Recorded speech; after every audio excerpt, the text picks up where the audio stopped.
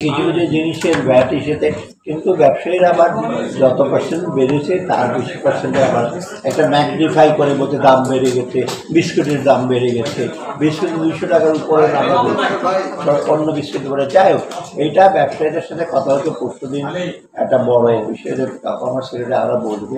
আর আমি ভ্যাট এর ব্যাপারে তো আমি যখন বাজেট রিভাইজ করবো এবং বাজেট তখন তো একটা পুরোপুরি কম্প্রিহেন্সিভ একটা ইয়ে দেবো। এখন তো এসআরও করে আমরা বলছি ভ্যাটটা মেইন উদ্দেশ্য ছিল আমার ভ্যাটের যে কতগুলো এক্সামশন থেকে বেরিয়ে আসা, কারণ বহু লোক বহু রকম এক্সামশন হচ্ছে দিনের পর দিন। আমি সেটা থেকে এগুলো এনকারেজ, এর মধ্যে হয়তো দুইটা পণ্য কিছুটা এফেক্ট হয়েছে, লোকজনের কিছুটা কষ্ট হয়েছে, সেটা আমি চেষ্টা করবো লাগু করে তাদের সঙ্গে। তারপর ইনকাম ট্যাক্সের ব্যাপার আছে, আমরা দেখবো যে অন্য ট্যাক্স বাড়ির জায়গা কম হবে, এটা দেখতে।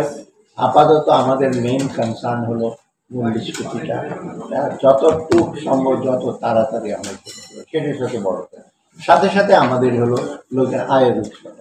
এবং কালকে তো আমি সারাদিনই প্রায় অলমোস্ট ব্যবসায়ী না ব্যাংকার সেক্টরে কীভাবে ট্রেড ওটা বাড়ানো যায় প্রাইভেট সেক্টরে, কীভাবে তাদের আরও সাশ্রয় করা যেতে। আর বিশেষ করে আমি বলি সেন্ট্রাল ব্যাংকের থেকে আমরা তিনজনই কিছু সিএসএমই স্মল অ্যান্ড মিডিয়াম এন্টারপ্রাইজ আপনি একটু দেখতে বড়দের বলে চলবে।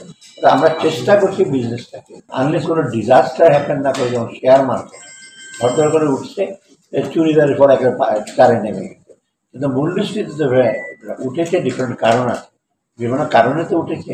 আপনার টাকার সরবরাহ বেশি হলে হাতে টাকা ছিল, তারপর সাপ্লাই চেন টানার কন্ট্রোল, নামিয়ে আনতে জোর করতে নামিয়ে আনতে যাবে, ওই অ্যাড্রেস তৈরি করতে হবে। সাথে সাথে কিছু কিছু ব্যাপার শুধু ইকোনমিক রিজন না, সাপ্লাই সাইডও না, মনিটারি পলিসিও না, আবার আমার সরবরাহ ছাড়া কতগুলো ওভারঅল কন্ট্যাক্ট মূল্যস্ফীতিটা কমানো।